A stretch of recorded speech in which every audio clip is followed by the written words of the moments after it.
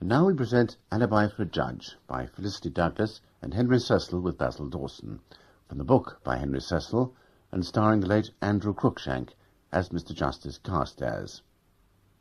Alibi for a Judge. Sorry, I'm late. I was held up in the court. Mrs. Burford? Yes. How do you do? How do you do? The prison waiting room is not the most inviting of places, but I'm anxious to clear up several points, and it did seem essential to talk to you and your husband before I defend the case in court. I imagine Mr. Hunt, your solicitor, explained that to you? Yes, I did. Unusual, but necessary under the circumstances. But why have you dragged Leslie along? I didn't want this. I don't mind, darling, if I can help. We must hope that you can, Mrs. Burford. Oh, sit down, please, Mr. Burford. It's not going to be easy, is it? Well, frankly, no. But William didn't rob the bank. He didn't steal the money. He didn't blow open the safe. It was... Leslie, darling, please let Mr. Empton speak. He's trying to help us. No. Let us look at this from the point of view of the prosecution. You, as a man with a previous conviction... Surely will the jury won't know that. But they might guess, because we will not be able to say your husband's a man of good character. Why not? Because of my conviction. My photographs are in the Rhodes Gallery, all right. But that was 15 years ago. What about his war record? William was a commando, and he got the MC. Do shut up, Leslie. That would only be helpful on sentence. Sentence? If it should come to that. I'd like to hear about it, Mr. Burford. Oh, it was one of those raids on the north coast of France. We had to raid a German GHQ, dispose of a couple of sentries, get past the guardroom and into the ops room. It wasn't much, really. Not much. Think of the danger. And they blew open the safe. Leslie. Not very helpful under the circumstances. It would go against me, wouldn't it? Mm-hmm. I bet Thompson was counting on that. Thompson. You still say it was this man Thompson who planted the evidence on you? Of course. Unfortunately, we have only your word for it. There is no trace of him whatsoever. Trust him for that. Mm-hmm. This scarf, which the police discovered, you don't deny that it was yours? How can I? It was found in my flat and it had my initials on it. And a quantity of dust from the room in the bank where the safe was blown. Now, you contend that the scarf was taken away by Thompson, who must have brought it back and hidden it under the sofa the evening after the robbery, when he also brought you round £50 in unused £5 notes, which subsequently proved to have come from the bank. Thompson's been so damn clever. What grudge has he got against you? None, why? When the informer rang the police, he said, "About that bank robbery yesterday, you go to William Burford's flat, you'll find some of the notes there. He's got a record, too. I told him I'd get even with him, the dirty so-and-so." Don't you see? That was Thompson playing the part of an informer. He knows that if they got me, they'd stop looking for him. The speaker had a strong Australian accent. Well, he lived there for a bit, and he's a good mimic. Always has been. I remember when we were kids at school, he was always... You were at school together? Yes. Why on earth didn't you say so before? Does it matter? This at least proves he existed. Of course he exists. There may even be some record. Old Boys Association, school magazine. This will be of great assistance. We'll get in touch with the school at once. But, just a minute. What? It's a mistake. A mistake? Yes, it was a mistake. I wasn't at school with Thompson. What I meant was that I'd known him since my school days. Rather an odd mistake. Oh, come on, this is important. I'm sorry. Please forget what I said about the school. Where were you at school? I forget. You forget. Really? I'm sorry, Mr. Hunt. I'm wasting my time. I quite understand. Don't go. Please don't go. I know you don't believe us, but you're our only hope. I'll tell you where he was at school. He was at Hayworth. Oh, my God. I'm sorry, darling. I had to tell him. Mr. Empton, I don't want you to go to the school. Forget that I said anything about it. After all, I'm paying you. I can't force you to explain, as you say. You're the client. But I warn you, you're making a grave mistake. And you're not furthering your case at all. I know. Well, to continue this wild goose chase, you have known this character Thompson since you were boys. Yes. You've kept up with him off and on, and about 6 months ago you met him again on a race course. Yes. It was my birthday, and we'd gone to the Brighton races together. And after this you saw quite a lot of him. Yes. He used to drop in nearly every week. He never gave you his address. No, he didn't. He always rang us. Can you describe him to me? He's tall and fair with blue eyes. He looks rather like William. That's why the police identified him. Of course. It's true. Thompson and I have been taken for each other since we were boys together. Since you were boys together, but not schoolboys together, Yes. What does he do for a living? He's a crook. Is he? I suppose he told you that. It's obvious, isn't it? Those notes he gave to William were some of the stolen ones. Mr. Burford, you first told the police that he gave you the notes as a present. That isn't true, is it? Well, it is and it isn't. Either it is or it isn't. Were they a present or not? They were. William had been putting on bets for him, big ones. He'd had some good wins, and he said he'd like William to cash in. That's right, and I told the superintendent that the second time. Why didn't you tell him the first time? Well, I don't know. I should have, but when the police came round, I was scared. Now tell me about this previous conviction. I got a legacy from an aunt and went into the second-hand car racket. His partner turned out to be crooked. He got 5 years.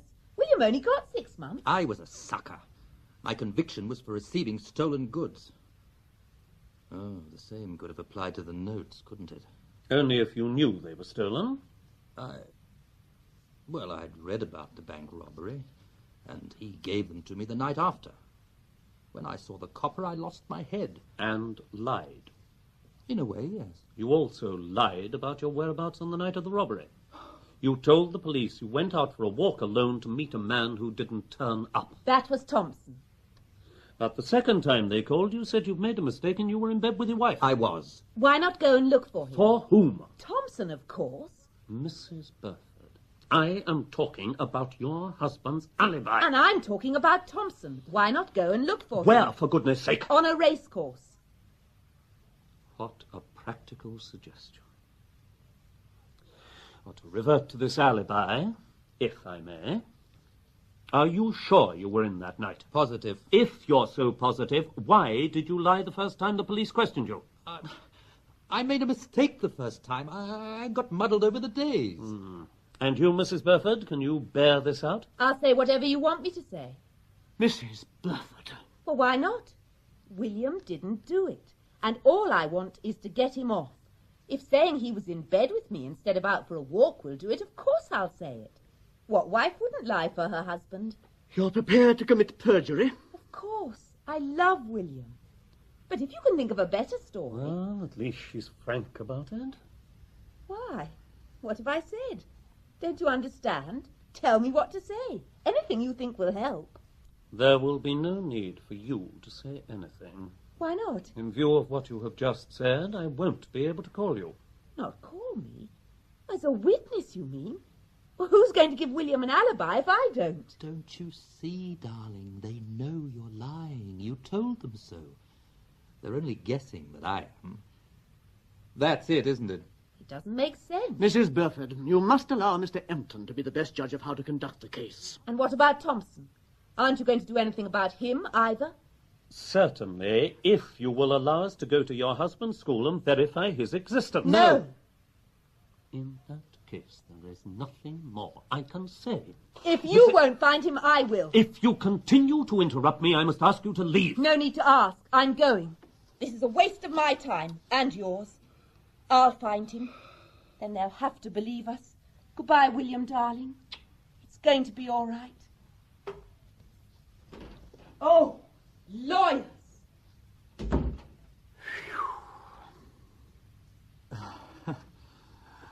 I'm afraid Leslie's a little bit lacking in tact. She certainly hasn't helped your case. Look, I couldn't call her to tell a story that she's admitted is a lie. She isn't telling a lie as it happens. I was at home that night. Yes, of course. In any case, I don't think your wife would make a very safe witness. She'd certainly contradict the judge if she felt like it. Oh, who is the judge, by the way? Do you know yet? Mr. Justice Carstairs. What's he like? Will I get a fair trial? In this country, everyone gets a fair trial. God bless the establishment. That is the third time you have asked that question, Mr. Bell. I'm very sorry, my lord. Pray don't apologize, Mr. Bell. I was thinking of the jury. Some of them, no doubt, are very busy people. Yes, quite so, my lord. Now, Superintendent Neal, you've told us that you've been called to the bank, learnt that the safe had been blown, and a lot of money taken. Then someone telephoned you, and as a result, you went to see the prisoner. Yes, sir. You proceeded to question him about his movements at the time of the robbery, and he told you that he'd been out for a walk alone to meet a man who never turned up. Yes, sir. What happened next? I asked him how he accounted for the £5 notes in his possession, notes which proved to have come from the bank. And what did he say? He said they had been given to him by a man named Thompson. Where did this Thompson live? He didn't know. Where could he be He found? couldn't say. You're sure it was Thompson, he said, not Brown or Jones? No, Thompson, my lord. Thompson. Another man who hasn't turned up. Just so. Thank you, Superintendent. Do you wish to cross-examine Miss Lenton? If you please, my lord.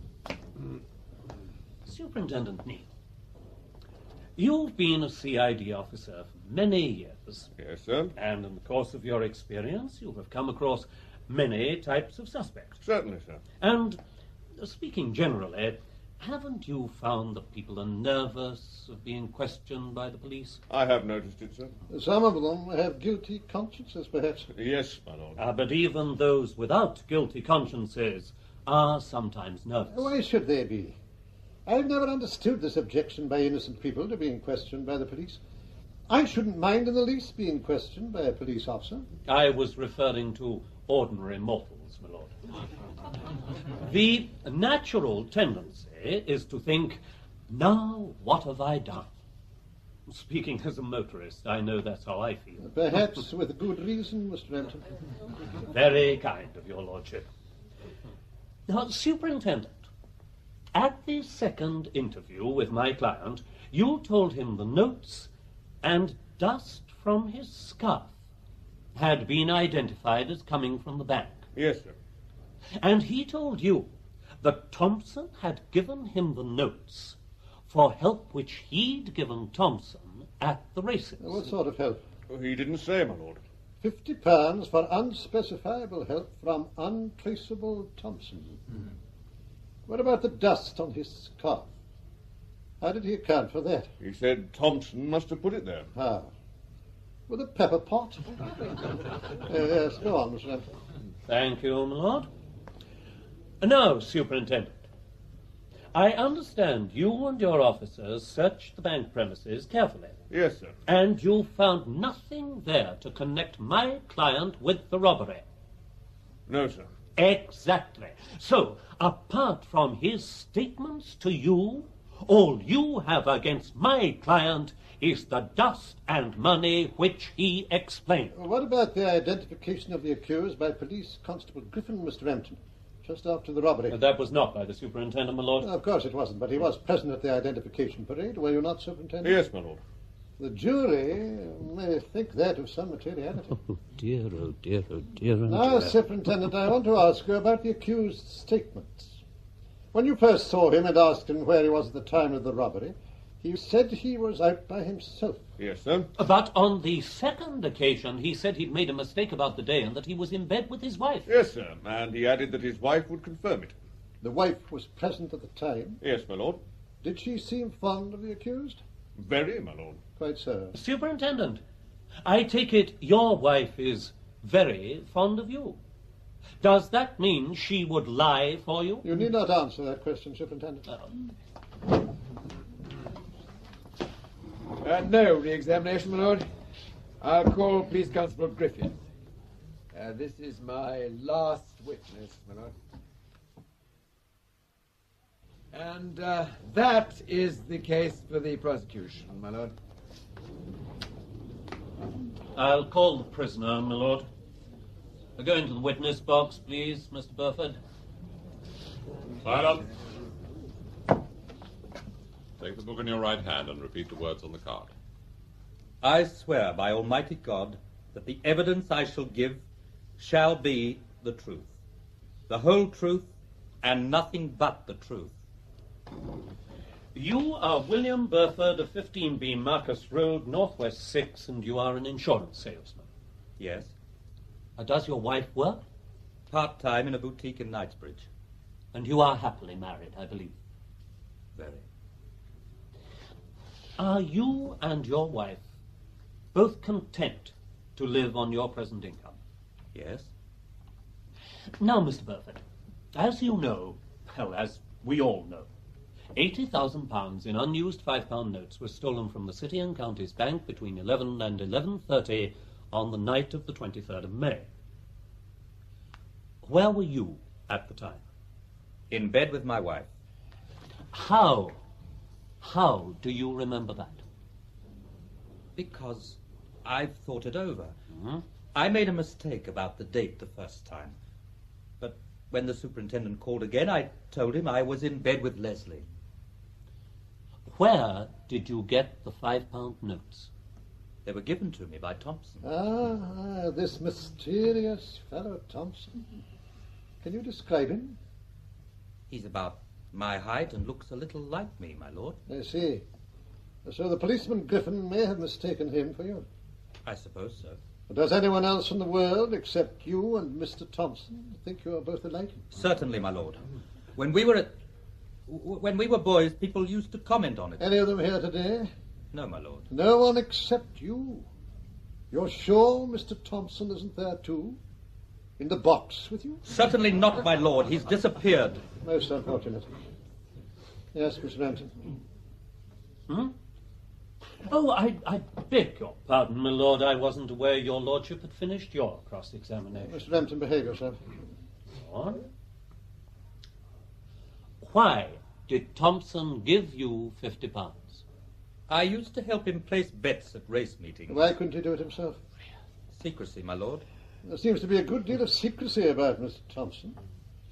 I cannot for the life of me think why bets have to be placed in secret on a race course. There's nothing illegal about it. If I may say so, my lord, your lordship appears to know very little about racing. I am completely ignorant of the subject. Then, if I may say so, my lord, it seems a pity that you should appear to cast doubts on the truth of what my client is saying. I merely said I saw no reason for secrecy when placing bets on the racecourse, and I still see no reason. Now let's get on. May I explain, my lord? There are more important things for you to explain than the habits of the racing fraternity. I submit, my lord, that my client should be allowed to explain. Oh, very well. Tell the jury why bets have to be placed in secret if you think it will help. It sometimes affects the price if bookmakers know that a particular person is backing a horse. I see. Do I understand that you pretended to bookmakers that you were backing a horse when in fact it was Thompson? And when less favourable odds would have been obtained if the truth had been known? Something like that, my lord. It seems most dishonest to me. Though I suppose it's not as bad as robbing a bank. My lord, I must protest at that observation, and I ask for a new trial before a fresh jury. Certainly not. Go on with your cross-examination. Mr. Burford, look at the jury, please. Did you or did you not participate in any way in the bank robbery on the night of May the 23rd? I did not. Thank you. Mr. Bell. Now, Burford, you maintain the vanishing Thompson robbed the bank. I suppose so. And at the time you were in bed with your wife. I suppose so. You suppose so, don't you know? I was in bed at 11, but I don't know what time he robbed the bank. Ah, I'm obliged to you for the correction. You merely assumed he was the thief because he presented you with the notes. Yes. And the dust? Did he present you with that, too? He must have. You didn't lend him your scarf, by any chance? No, my lord. Then how did the dust get there? It must have taken the scarf without me knowing. Very unfortunate for you. Like the policeman identifying you. I have already said that Thompson and I are alike. Oh, yes, you said so. Thank you. Do you wish to re-examine, Mr. Renton? No, thank you, my lord. Your next witness, please. That is the case for the defence, my lord. No other witnesses? No, my lord. But I thought your client's wife confirmed his story to the superintendent. No other witnesses, my lord. Oh, very well. Do you think it is necessary to address the jury, Mr. Bell? No, my lord. Mr. Renton, I imagine you would like to address the jury. If your lordship pleases. Members of the jury, I am not going to pretend that this is an easy case. But there is one important fact which I am sure you will not have overlooked. The alleged identification. 7 days before the identification parade at 11 o'clock at night, in the dark, at the scene of the crime, the witness P.C. Griffin saw a man running with his back to him. He submitted that he could not see what the man was wearing, and yet he claims to have recognized my client from one quick backward glance. Now, obviously, this witness could not have been sure of himself. Mr. Renton, you mustn't mislead the jury. It is for them to say whether the witness was sure of himself, and it will be my duty to tell them so in due course. Perhaps your lordship would prefer it if I sat down, and you can tell them at once. That is a most improper way to talk to me. I apologize, my lord, but it is rather difficult to address the jury if your lordship is addressing them at the same time. I shall not say another word, however much you may seek to mislead them. Pray continue. On the contrary, my lord, I pray you to continue. I shall rely entirely for the rest of my submission on the fairness of your lordship's summing up.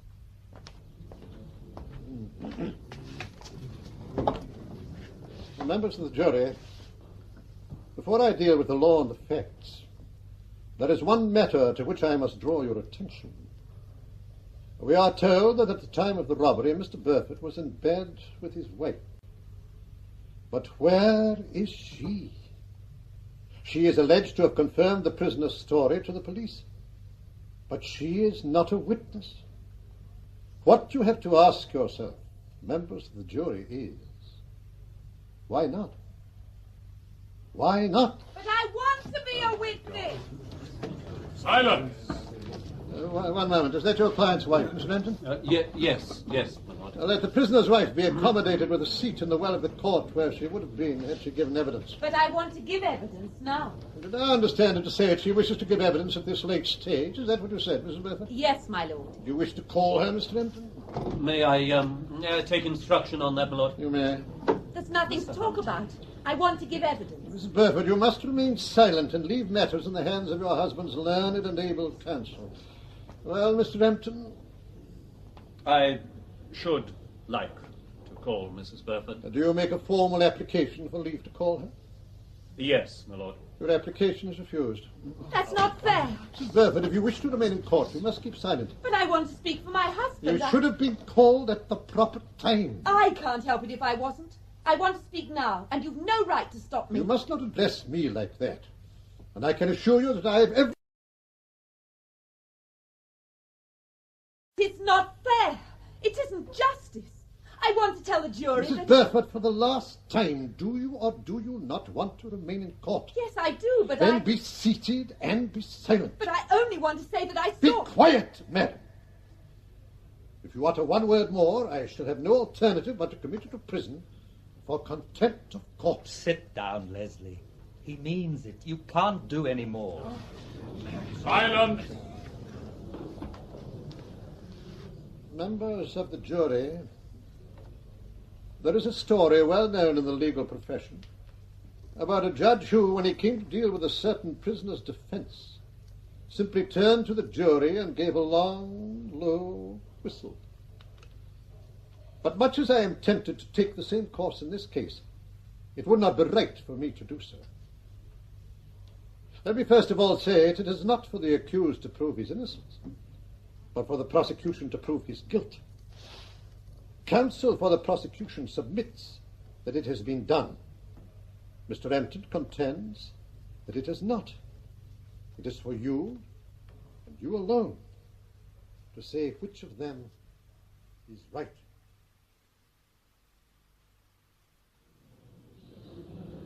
Members of the jury, are you agreed upon your verdict? We are. Do you find the prisoner, William Burford, guilty or not guilty? Guilty. Guilty. And that is the verdict of you all? Yes. Members of the jury, I entirely agree with your verdict. I nearly said not guilty, because you were so damned unfair. What did you say? Nothing. What did the juryman say? My lord, he said... Yes. I nearly said not guilty because you were so... unfair. What is your name?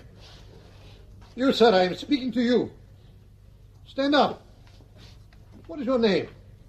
Honeyman, my lord. That was a most improper observation. Yes, my lord. You agree? Yes, my lord. Do you wish to express your regret? Yes, my lord, for having said it. Very well. I could send you to prison for contempt, but in view of your apology, I shall overlook the matter. Thank you, my lord. Call the officer in charge of the case, please. Now, what about his previous conviction? 15 years ago, the prisoner served a sentence of 6 months for conspiracy to steal and receive motor cars. What were the circumstances? He went into the second-hand car trade and got mixed up with some highly undesirable characters. Not Mr. Thompson again, any chance? I don't think so, my lord. As far as it is known, the prisoner has gone straight since then, until this present offence. Anything else? The prisoner has a distinguished war record and was awarded the Military Cross. Mr. Rampton? No, thank you. Mr. Rampton, do you wish to say anything in mitigation? Yes, my lord. I would ask you to disregard his previous conviction, which was of a different kind and which my client has lived down. I would also ask you to take into consideration his war record. I believe you had a good war record yourself, Mr. Rampton. But so far as I know, you have not broken into any banks. A very charitable assumption, my lord. I call upon the prisoner. William Burford, you have been convicted of felony. Have you anything to say why sentence should not be passed on you according to law? I didn't do it. I may have behaved stupidly when the police called, but once you've been in prison, you get scared of policemen. Thompson's the man who did this, and not me. You don't believe he exists, but I swear he does. And the jury would have believed it if you'd given me a fair trial. Quite right. Silence! Silence! William Burford, I shall disregard your thoroughly improper remark. I shall also disregard your previous conviction. But you have now been convicted on the clearest evidence of a very grave crime. It must be made known to all persons who contemplate this sort of crime. Punishment must inevitably be severe. In spite of your gallant war record. 10 years. 10 years! The upstanding in court. All manner of persons having anything to do before my lords, the Queen's Justices of Oyer and Termina, and general jail delivery of the Central Criminal Court may depart hence. God save the Queen. Do you call this justice? Why didn't you let me speak? Mrs. Burford! Silence! Thompson does exist and I can prove it. I saw him yesterday. Mrs. Burford, please. This won't help your husband. It's all your fault. Why didn't you call me? I told you I'd found Thompson. You knew I'd been searching for weeks. Why wouldn't you let me tell the judge? He didn't believe in Thompson, but if he did, it would have made all the difference. Talk about English justice. It's all so bloody unfair. Juryman calls judge unfair. You've seen tonight's paper, Ernest? It wasn't unfair. Not to the juryman. No, sir, not to the juryman. But I was to the prisoner. If you say so, sir. I don't. Ernest, you've been my clerk now for a good many years. You know me. How was I unfair?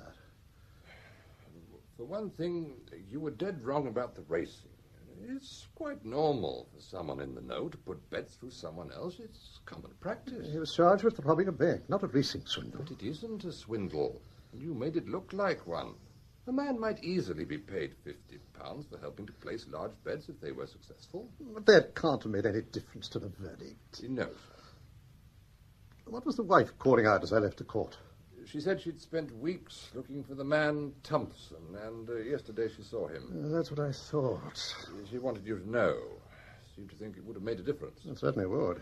If she was speaking the truth. Why say it if it wasn't true?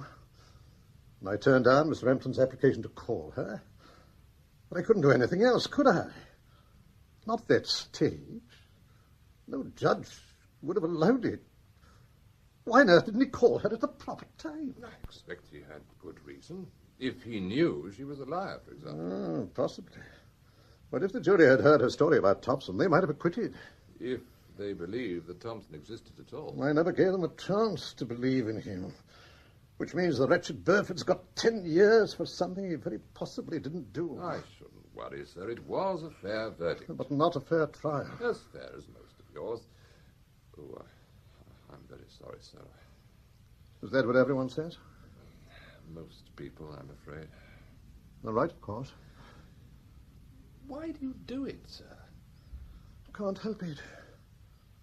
They say that to know one's faults is the first step to curing them, but there never was a bigger fallacy. I know my faults, but I can't cure them. Can't? Well, don't think I haven't tried. Every time I go into court, I tell myself I'm going to behave today. For a time, I usually do. Then something starts me off, and there I am, conducting the case for one side or the other. As long as you choose the right side, why worry? It's not my job to choose either side. For heaven's sake, Ernest, wouldn't you worry if you were in my place? I don't know. But I think if I were the kind of judge who interfered, it wouldn't worry me. And if I were the kind of man who worried, I wouldn't be an interfering judge. You're lucky I'm both. The trouble is, I have an overwhelming desire that right should prevail. I can't bear wrong decisions.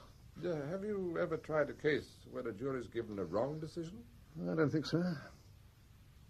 Until today. No, sir, I don't agree. Today's decision was the right one. And even if it wasn't, worrying won't help. There's nothing you can do about it now. Oh, isn't there?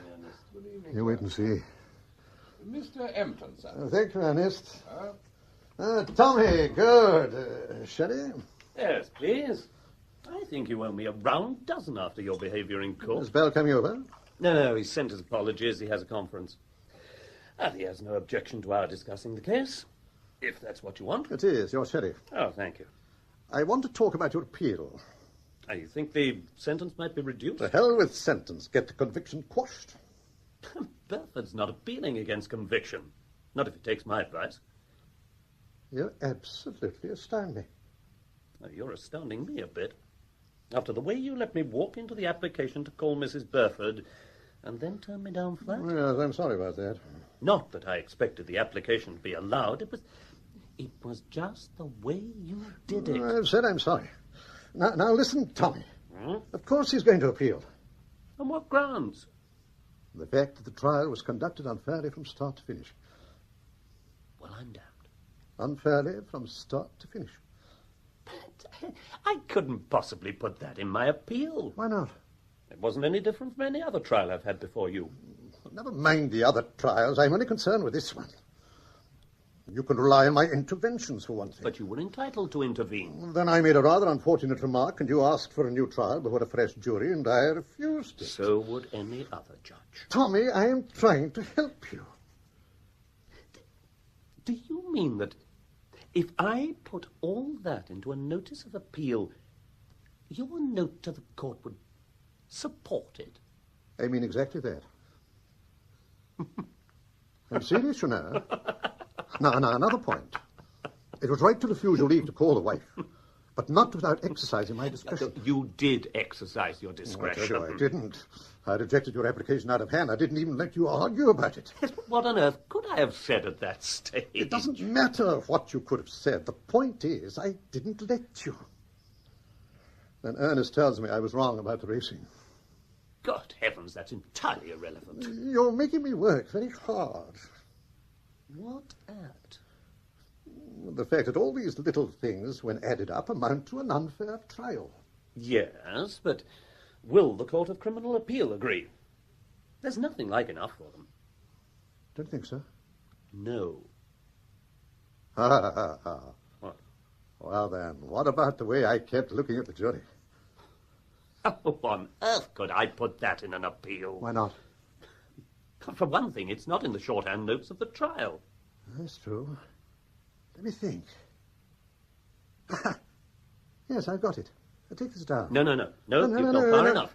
No, come along. All right, if it'll make you happy. Now, from time to time, the judge looked at the jury in a manner which plainly told them that the accused's story was not to be believed, thereby usurping the jury's functions.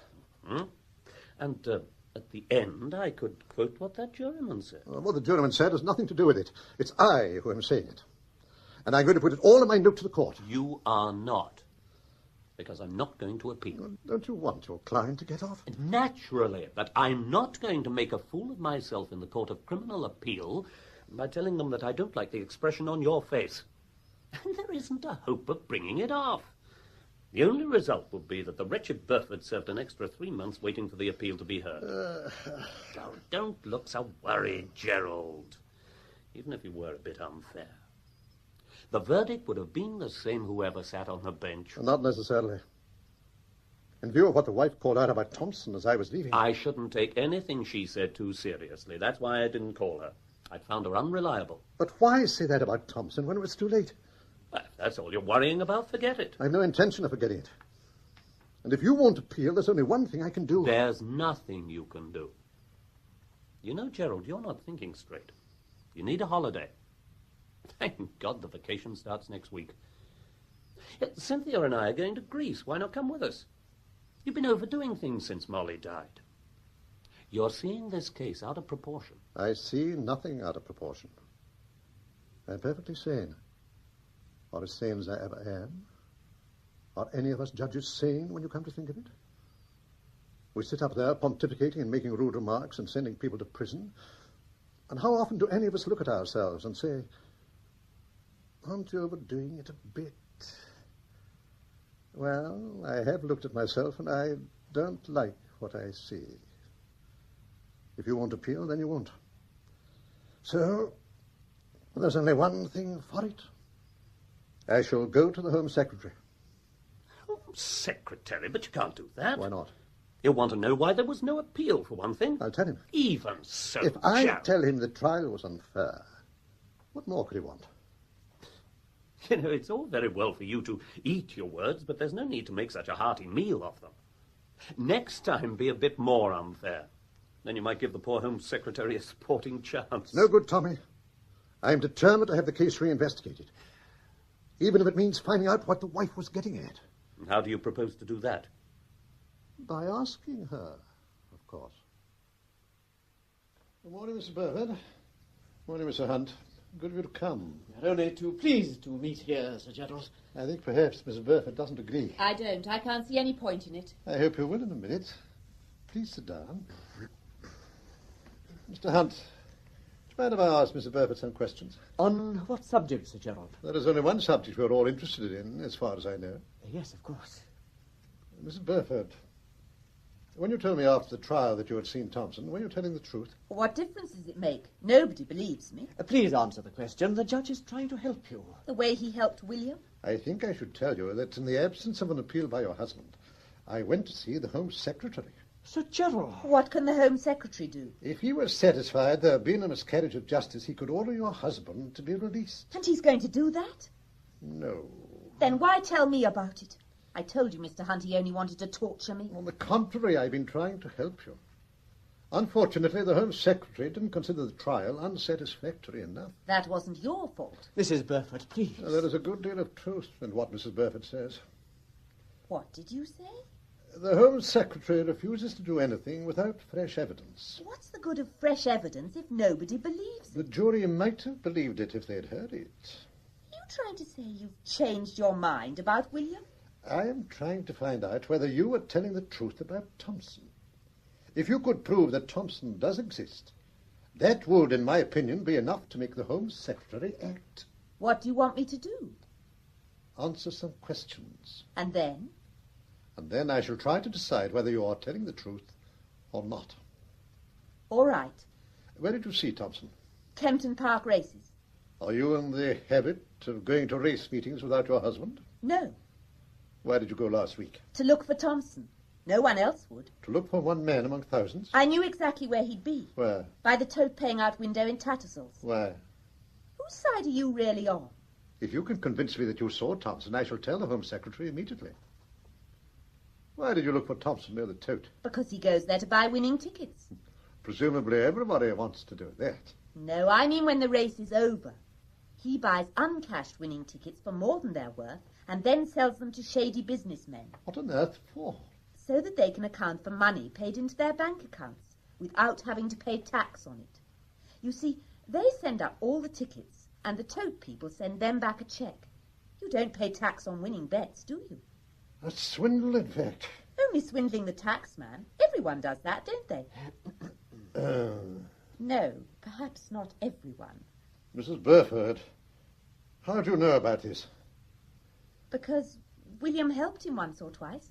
You admit that your husband took part in this swindle? He didn't realise it was a swindle until afterwards. Are you now claiming that's why Thompson gave him £50? Yes. Why didn't your husband tell me this? Because he'd already told the police he got the money for placing bets. When the superintendent first called, William thought it was because they'd got onto the tote ticket racket. I know he lied about it. But what else could he do? He'd had a conviction already. You must see how bad it would have looked. You do believe me, don't you? It's an odd story to tell if it's not true. But don't you see she's just... Yes, Mr. Hunt. Nothing, Mr. Gerald. You say that you saw Thompson on a racecourse. I did see him. Didn't it occur to you that you need an independent witness to the identification? Of course. Then why didn't you fetch a policeman? I did. What happened? Nothing. By the time I'd found one and got back to the tote, Thompson had gone. Did you take the policeman's number? No. Why didn't you ask someone to watch Thompson while you looked for the policeman? Have you ever tried going up to a perfect stranger on a racecourse and saying, "Watch that man"? What is his full name? His full name? Yes. Why do you want to know?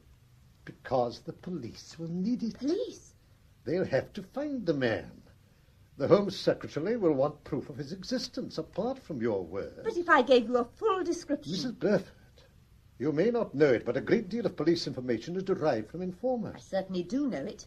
Thompson informed on William. Very well, then it's no good the police questioning informers about a George Albert Thompson if the man we want is Geoffrey Arthur Thompson. I see. Why do you hesitate? Don't you know his full name? Or have you forgotten it? Or doesn't it exist? It exists, all right. He had two rather odd Christian names. William says he used to be teased about them when he was a boy. What were they? Cedric Mattingly. Well, that is a curious combination. Cedric Mattingly Thompson. No, not Thompson. Not Thompson? No. His real name is Wilson. Oh, really? Then why does he call himself Thompson? Why does any crook change his name? If this is true, I cannot understand why your husband didn't say it in court. I suppose he thought it didn't much matter what the man was called, as nobody believed he existed. But he could have said it to Mr. Empton or to me. Well, you never believed anything he said. Really, Mrs. Burford, that simply is not true. Isn't it? Oh, I suppose he didn't tell you for the same reason he didn't mention the tote tickets. Yet you tell us now. Nothing Mrs. Burford tells us now can make things worse for her husband. Thank you. Cedric Mattingly Wilson, alias Thompson. You accept this story, Sir Gerald? Why on earth should Mrs. Burford make it up, if it isn't true? But can't you see... Yes, Mr. Hunt. Nothing. Anything more you want to say before I ring up the Home Office? You're going to do it? Now, what was the name of that racecourse? Kempton Park. Kempton Park. Yes, I'll ring from my study. Kempton Park. Kempton Park.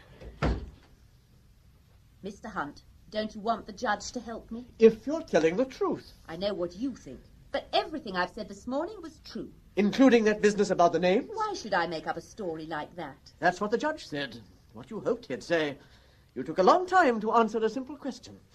You needed a convincing explanation. It convinced the judge anyway. I ought to warn you, Mrs. Burford, that if you mislead the judge and expenses incurred as a result, you may get into serious trouble. What kind of trouble? It might amount to an offence. Might amount to an offence?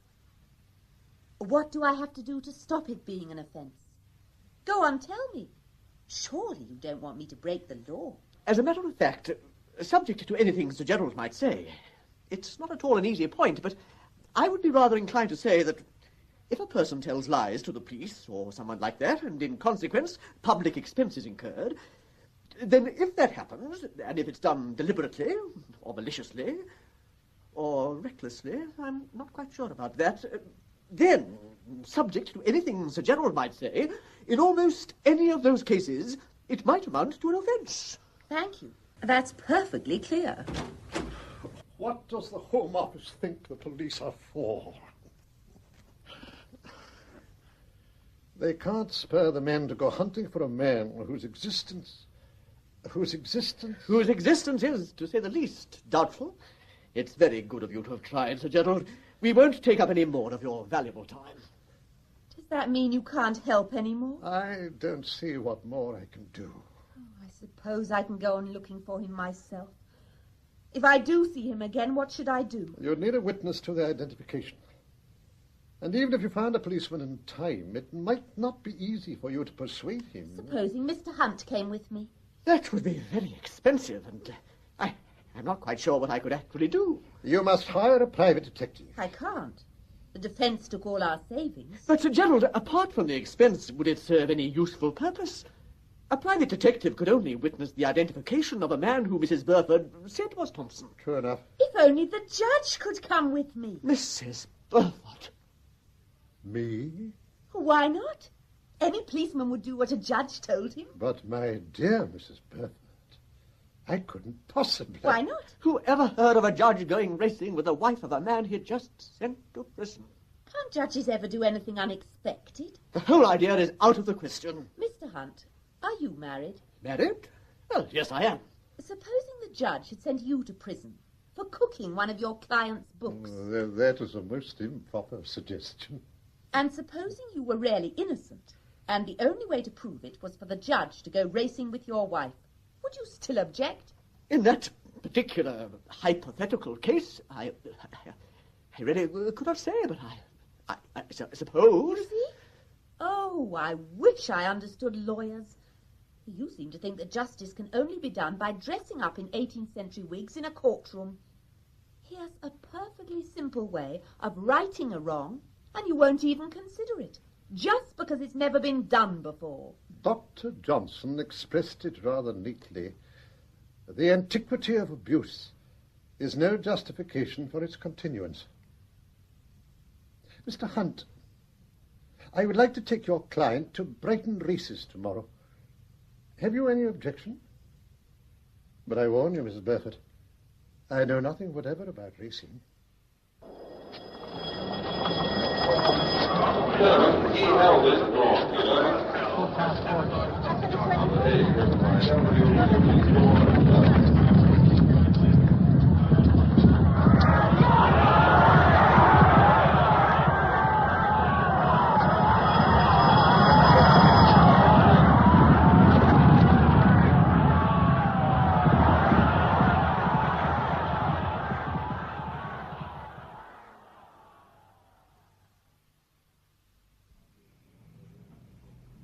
Has Sir Gerald arrived? No, miss. The train may be late. Race week. Oh, dear.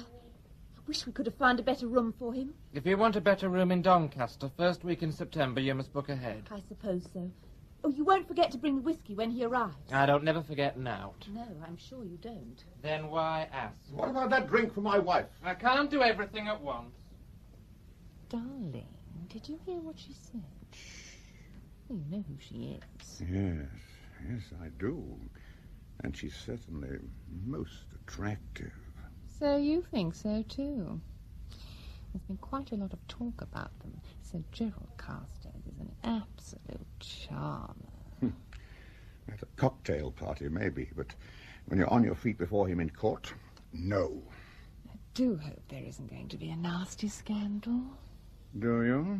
Someone saw them lunching together in August, and I hear they've been going round to race meetings the whole vacation. And now he considers himself an expert. I wonder if it really is fresh evidence he's after. What rubbish you women talk. And for goodness sake, don't go telling all your friends about his being here. Of course not, as if I would. Only your train hadn't been late, Sir Gerald. How are you, Judge? Campbell.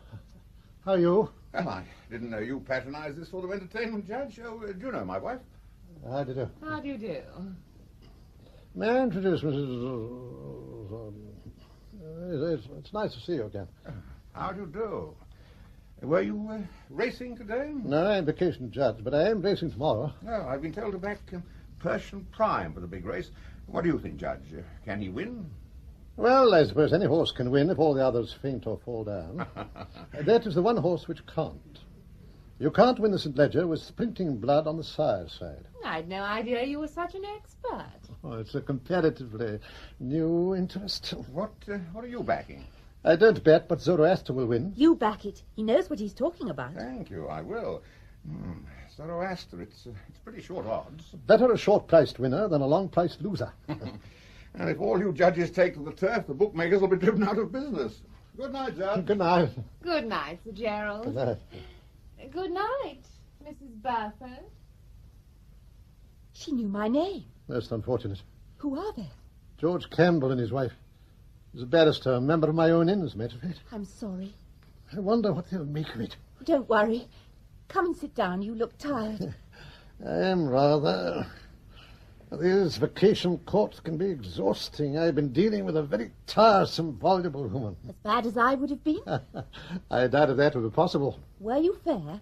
Or did you give one of your favourite looks? No, I remembered your William and behaved like the personification of justice. Blind and dumb. It was an awful strain. Poor dear.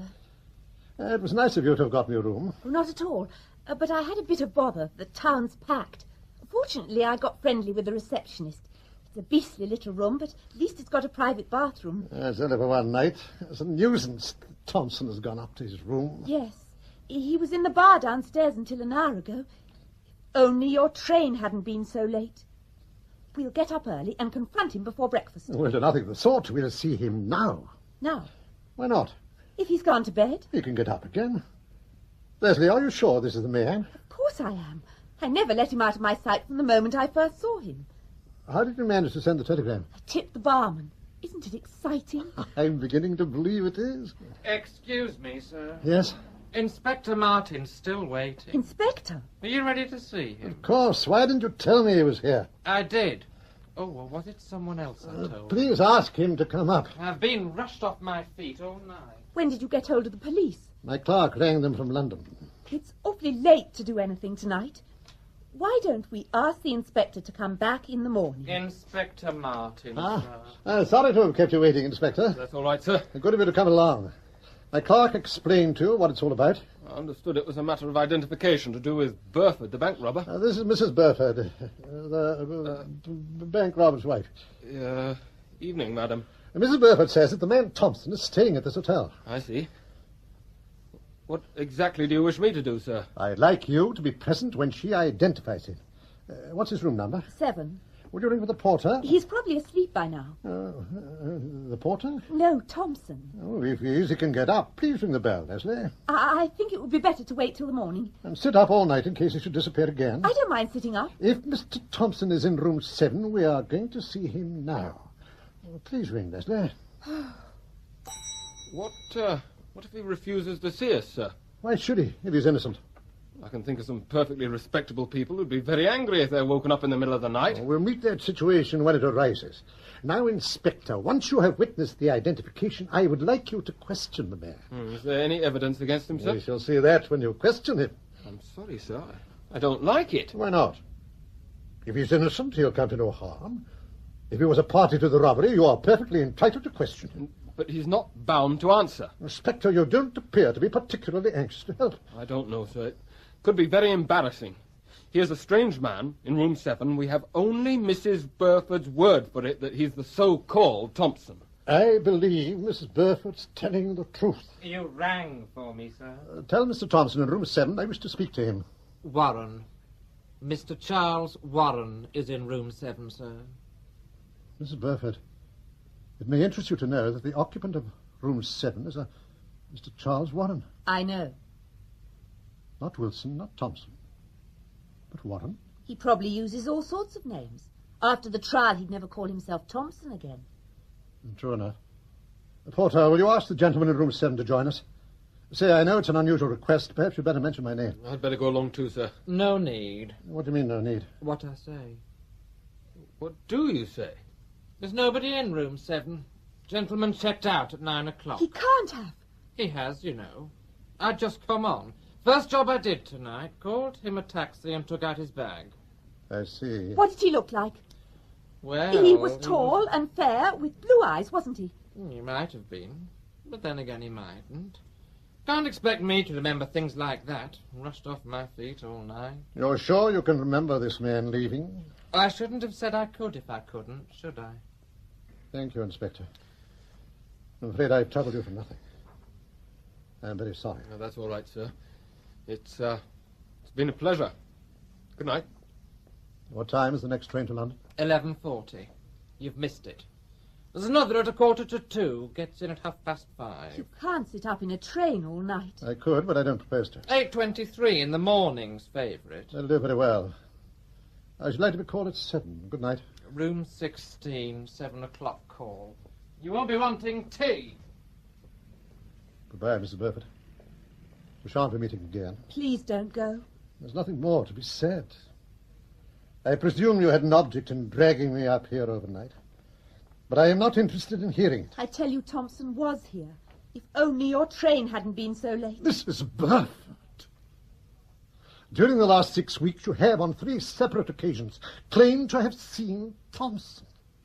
There is a limit to my credulity. The other times it was sheer bad luck that you didn't happen to be with me. But tonight, I just can't understand why he suddenly changed his mind and left.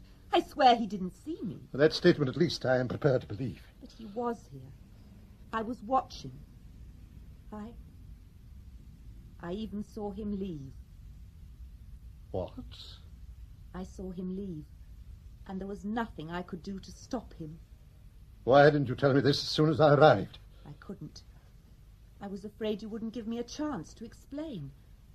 I thought you'd catch the next train back to London. I certainly would have. You see, I thought if only I could keep you here, I could talk to you, explain everything, convince you that... You have already convinced me that you are incapable of telling the truth. You don't understand. I'm admitting that I didn't tell the truth at first. But doesn't that prove that I'm telling... It proves nothing. You told me he was in room 7. That was untrue. You were surprised when you heard he'd left. That was false. Now you tell me you saw him leave and expect me to believe it? The porter saw him too. The porter saw a man called Warren. But Warren is Thompson. I told you. You told me after I told you. I swear it's true. Oh, you swear too much. I can't altogether blame you for thinking you can take me in with almost any story. But I don't propose to listen to any more of them. Thompson does not exist. And never has existed. Then why should I pretend he does? What would I get out of it? About £100 of my money to begin with. That was for expenses. I can account for every penny. Can you? Good night, Mrs. Burford. Good night.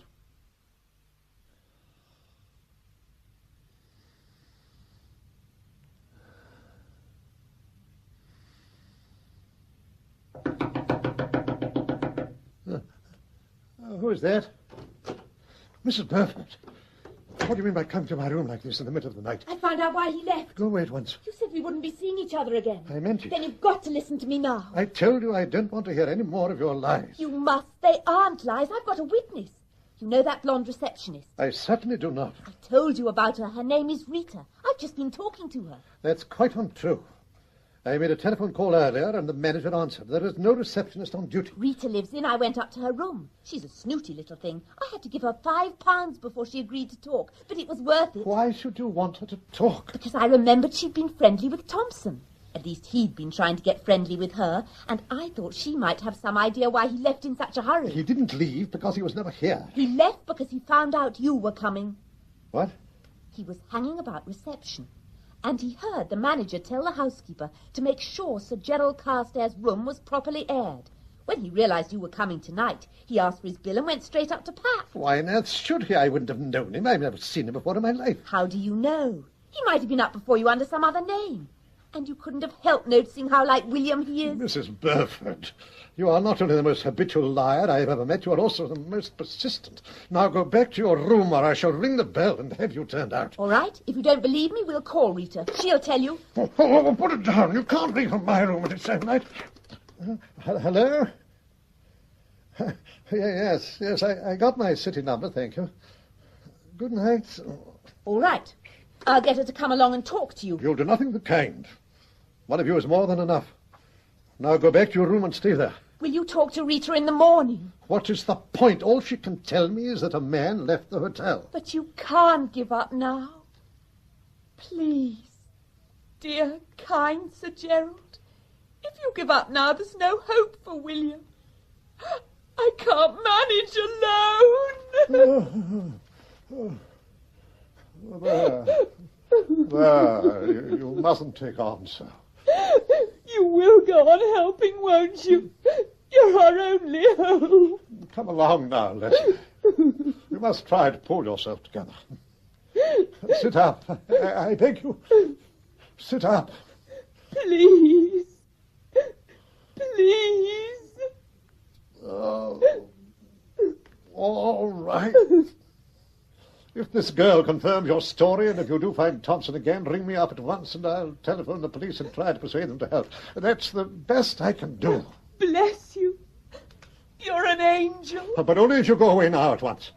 And don't let anyone see you. Don't worry. Sleep well.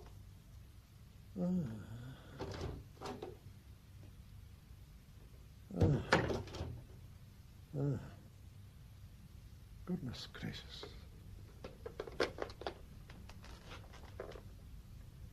Hello? No, I don't want to call. Have you got a girl on your staff called Rita? You have? Good. Ask her to come and see me, will you? No, not now. In the dining room in the morning. Thank you. Good night.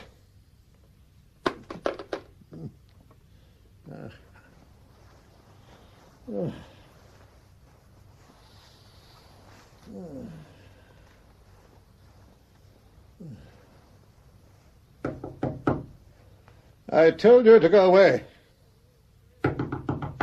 Go away, Mrs. Burford. I'll see you in the morning. Gerald! Who's that? It's me, Tommy Empton. Tommy? Good heavens, what are you doing here? When did you get back from Greece? This morning. I came up to try and stop you making a fool of yourself. What? If it's not too late. Ernest told me all about this little escapade. Well, then I presume he told you I came here because Thompson was here. Unfortunately, he left before I arrived. I bet he did. And you believe this story? Well, I admit that Leslie is... Oh, so it's Leslie now, is it? Mrs. Burford doesn't always tell the truth.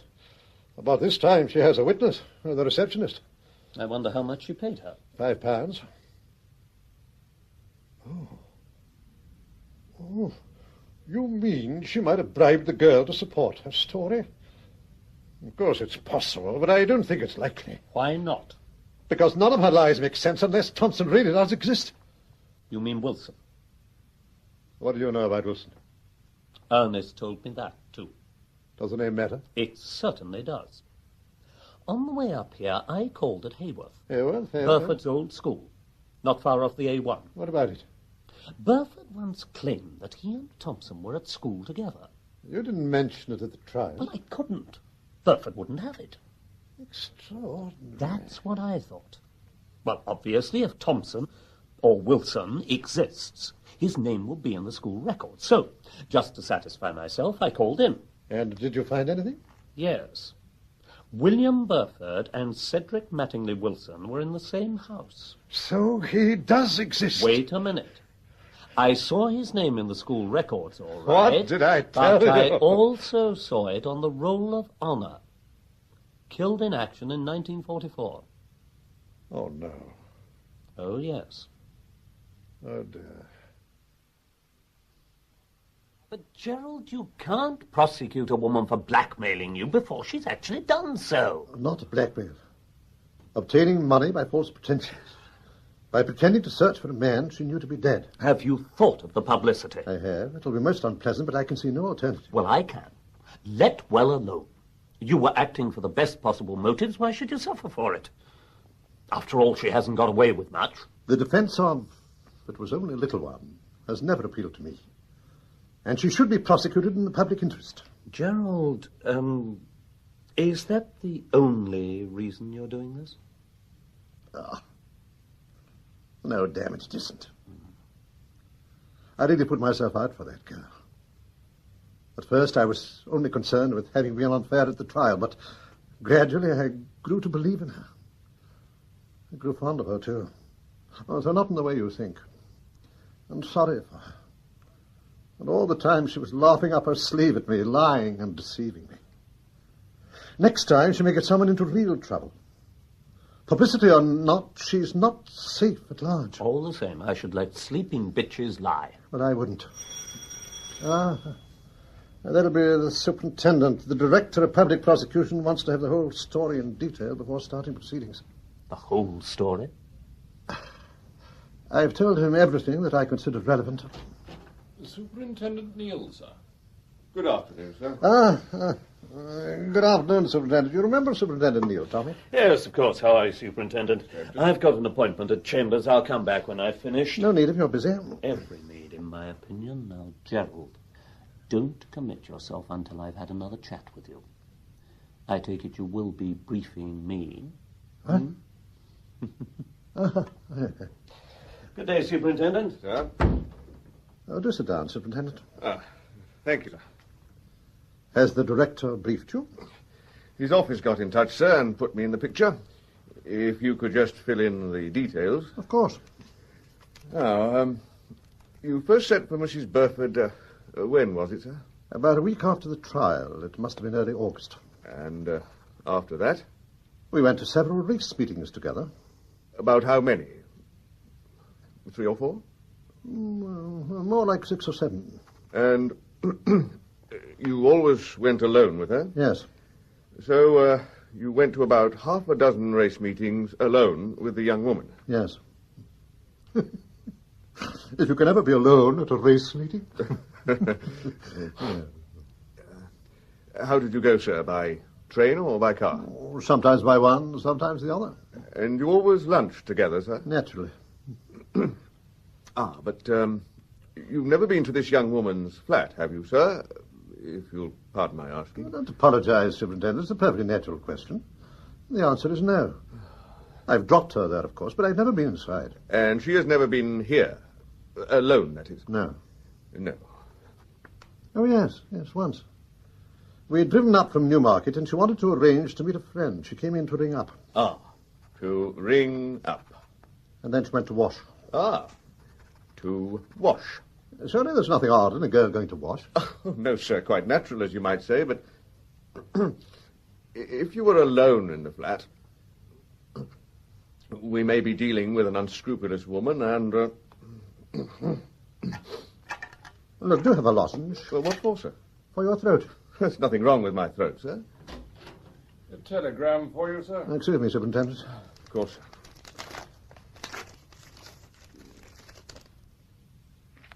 All right, Ernest, there's no answer. Sir? From Miss Burford.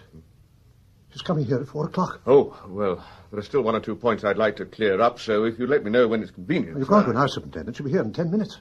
Yes, sir, but until you definitely decide to prosecute, it might be less embarrassing to talk to her without a police witness being present. Certainly not. I intend to prosecute, and I insist that you stay. If you want me to, sir. But I'm sure you know the sort of thing to expect. She may allege anything, absolutely.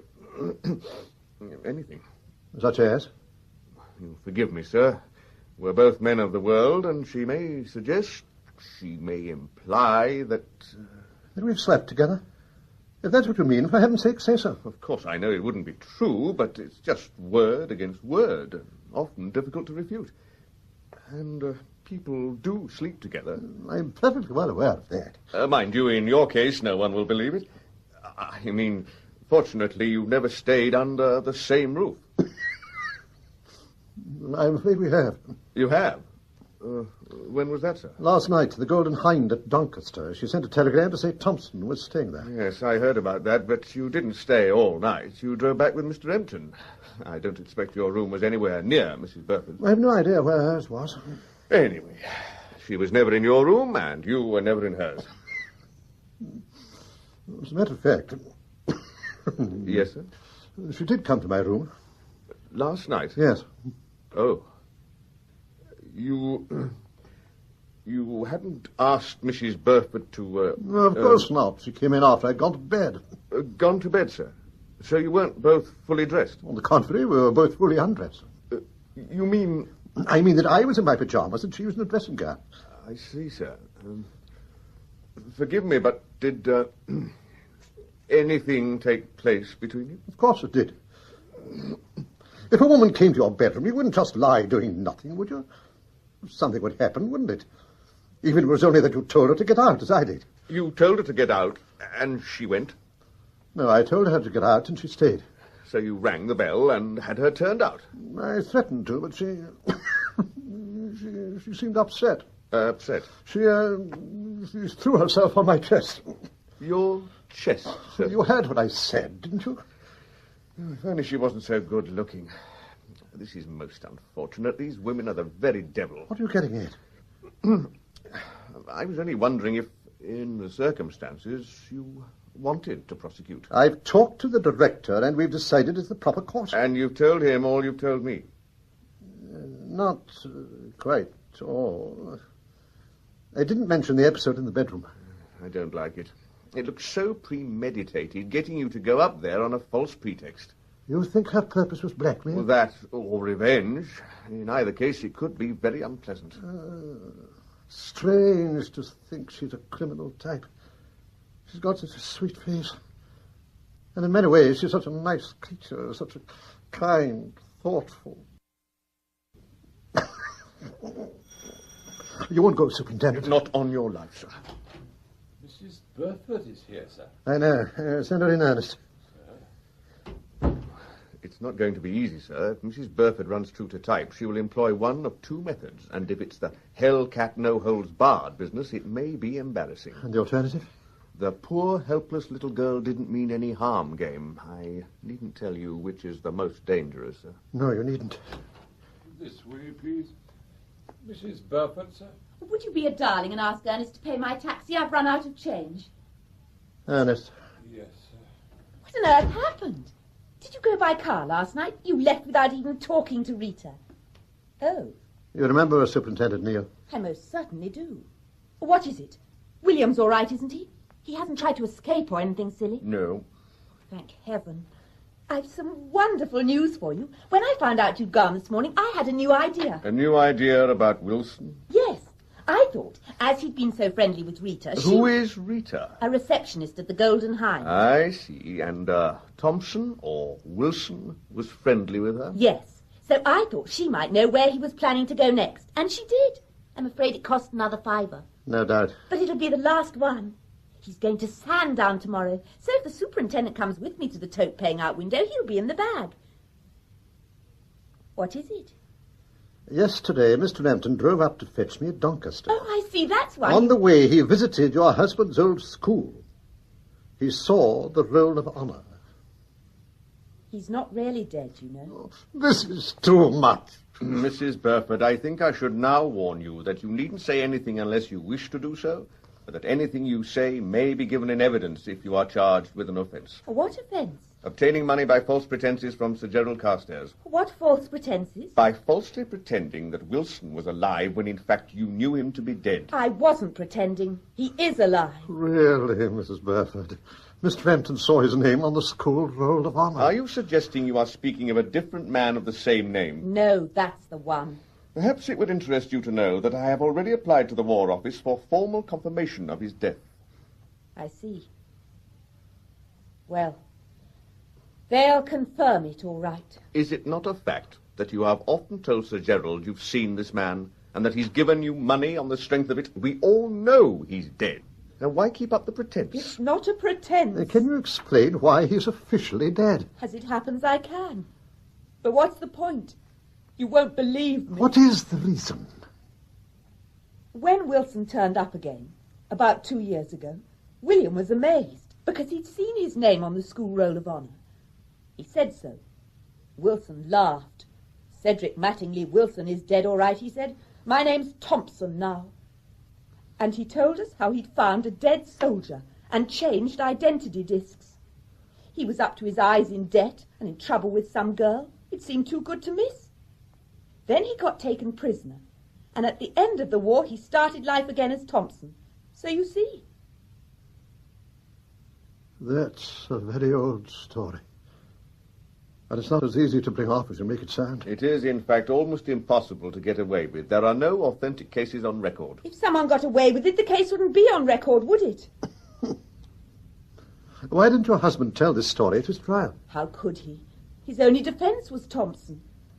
And this story would have proved Thompson was dead. But after the trial, when Sir Gerald tried to help you, why didn't you tell him? Because he was helping me. You were our only hope, Sir Gerald. If I'd told you, you'd have gone to the War Office, and they'd have told you Wilson was dead. You wouldn't have taken my word against the official records, would you? I'm telling you the truth now, and you don't believe me, do you? How can I? You lied to Mr. Rempton, you lied to the police and to Mr. Hunt. You've lied to me at least twice and probably a great deal more. How can you expect anyone to believe this fantastic story? It may be fantastic, but it's true. Oh, I know William and I were foolish. I know we told lies, but those aren't crimes, are they? And now I'm going to prison too. That's where your help's landed me. Not that I care much with William in prison, only it's so cruel. He's doing 10 years for something he never did, and I'm going to be arrested for something I never did. Can't you see how unjust it is? And you're supposed to represent justice. Were you ever on the stage, Mrs. Burford? Oh! I would like you to come with me and sign a statement to the effect of all you've just said. You needn't if you don't want to. Oh, what does it matter? I'll sign it. Can I go and do my face first? I don't want to go looking like this. Don't worry. I won't run away. I think we can say that was pretty satisfactory, sir. I suppose so. I can't help wondering why she sticks to her story. If you were a police officer, you wouldn't, sir. But what is she to gain from it? If you ask me, she knows just what she's doing. That was a very pretty exhibition that she put on just now. I suppose it couldn't have been genuine. That old identity disc from a dead soldier yarn. I only hope she'll have the sense to tell the truth when she's at time and to think it over. I shouldn't count on it, sir. That young woman's no fool. She can still make a lot of that bedroom business if she wants to. Oh, no, you're wrong there. If she had wanted to use that as a piece of blackmail, she would have mentioned it by now. I hope you're right, sir. I'm sorry I made a fool of myself. I'm quite ready if you are, Mr. Neal. Very well. Mrs. Burford, before you leave here, I should tell the whole truth if I were you. If you bring out some further bombshell later on, you mustn't be surprised if people don't believe you. No, there's nothing else. Thompson planted it on William, and he isn't dead. That's all there is to it. Well, let's get going. I'm sorry it's all gone wrong. So am I. But not for the same reason. Goodbye, sir. I'll ring tomorrow. Goodbye. Oh, I nearly forgot. I lost an earring yesterday. I suppose you didn't find it in your bed, did you? If only I could remember whether she was really wearing earrings. After what she said yesterday, what difference does it make? And if she wasn't, then she certainly does mean business. But if she was, she might genuinely have lost one. She used the words, in your bed. Whether it's blackmail or revenge or just plain mischief, it's perfectly clear what she's up to. It's not clear at all. I think you should drop the prosecution. This woman pretends a man is alive in order to get money out of me. It's a simple case of fraud. She should be prosecuted. If she cares to make absurd allegations... You do believe they're absurd, don't you? Well, of course I believe it, but the whole story is bound to come out. Sensation. Judge and convict's wife in hotel bedroom. Are you suggesting I should let the fear of publicity put me off? Yes. For the sake of the profession, if not for yourself. What would I tell the director of prosecution? Tell him you've changed your mind. I couldn't do that. Could I? Isn't it better than having to resign? Nobody can make me resign. If I choose to resign, that's my business. Nobody can make me. Gerald, don't underestimate the pressure of public opinion. I could almost write the leaders myself. How can a judge try a case impartially if a pretty girl can make him lose his head so easily? Well, the fact that she's pretty has nothing to do with it. I'm not so sure. Would you have found her so convincing if she'd been plain? Suppose I do drop the prosecution. Yes? There's nothing to stop her blackmailing me later on. And if she really is a blackmailer and I drop the case now, she'll know I'm frightened and she's on firm ground. Oh, if only I could remember about those earrings. What is it, Ernest? Sorry to intrude, sir, but the Chief would be grateful if you'd sit in the Court of Criminal Appeal on Thursday. I've brought your little lot of papers. All right. Leave them on the desk here. Oh, and Superintendent Neal rang up. Neal? Why didn't you put him through? He couldn't wait, sir. He's coming round. He said something extraordinary has happened. Something extraordinary? Yes. Didn't you ask what? I didn't like to. Anyway, he rang off. Sounded in a hurry. Where was he ringing from? I don't know, sir. Are you sure he said extraordinary? Yes, sir. All right, Ernest, you needn't wait. Sir. And something extraordinary. What could he mean? Tommy, you don't think she started something already? But would that be so extraordinary? Unfortunate, perhaps, but hardly surprising. Perhaps he meant unfortunate. People are notoriously slipshod in their choice of words. I'm always having to comment on it, even to counsel. Thank you. A police officer might easily say extraordinary when he meant unfortunate. Why can't people be more precise? Oh, good Lord, that might mean... No, there wouldn't be time for that yet. What precisely are you talking about? A petition for divorce. Oh, that's ridiculous. Well, why? Suppose there were conspiracy between the Burfords. A judge sends a man to prison so that he can run off with his wife. David and Uriah the Hittite. It all depends on the earrings, doesn't it? If that remark was a deliberate warning, why shouldn't they try it on? After all, she was in my bedroom. But not in your bed. Then what did he mean by something extraordinary? Well, it's no use making guesses. We shall know in a minute. If only I could remember about those damned earrings. One thing is certain. If I ever get out of this, I shall go straight for the rest of my life. They all say that. In this case, it will be true. Never a sound until my judgment. Never an unfair word or look. I shall hold you to that. Extraordinary. Unfortunate. Which did he mean? Sir Gerald! Good afternoon, sir. What is this all about, Superintendent? It's not for me to say, sir, but I feel we owe Mrs. Burford an apology. To hell with apologies. Tell them what's happened. What's happened is that we've got Leonard. Who? I'm sorry, sir. You didn't know, of course. That's what he's calling himself now. Leonard, alias Warren, alias Thompson, alias Wilson, was picked up at Sandown Park races this afternoon as a result of information received from Mrs. Burford. Information I got from Rita and you paid for. Good heavens. They can't all be the same man. Well, they are, sir. We've searched his flat and found 30,000 of the stolen notes in the fridge. As soon as he realized it was hopeless, he agreed to make a statement. But I don't understand. I mean, Wilson is dead. I saw his He's name not, on the... you know.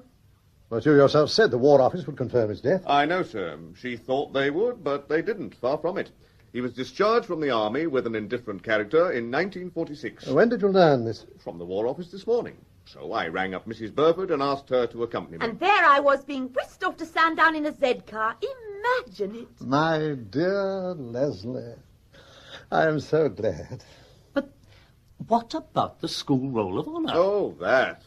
He wrote to the school himself, pretending to be a relative and announcing his own death. But surely they checked. Why should they? They just accepted it. Exit Wilson, enter Thompson. I'm not sending my boy to that school. And then he sold us that identity disc story. And like fools we bought it. I told you it was a very old story. Why tell it? Well, as long as we believed he was officially listed as dead, we were helpless. We could have proved he was at school with William, but where would that have got us? A dead man can't rob a bank. Extraordinary. Precisely. I'll wait for Mrs. Burford in the car. I'll let the director know. He'll be pleased. Speaking for myself, I know I am. I always felt sure Mrs. Burford was speaking the truth. What a nerve. Aren't the police different when they're on your side? You know, I feel I must apologise to Mrs. Burford. I'm sorry I mistrusted you so much. I knew you never believed anything I said after that interview. It was so difficult to know when you were telling the truth and when you weren't. Funny you should say that. I don't always know myself. How long will it be before William is out? As soon as possible. Neil will hurry up his release if he can, and I shall see that he does so. You've been terribly kind. I should say I've been something of a mixture. Take care of that husband of yours in future, and keep him out of bad company. Can I bring him to see you? Why not? We could go to the races together. Bless you. Oh, I nearly forgot. I found my earring. If, of course, she ever lost it.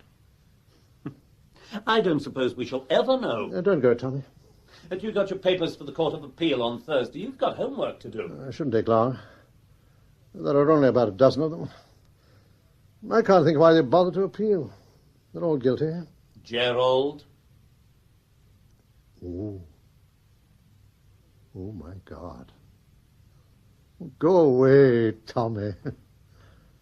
I have work to do.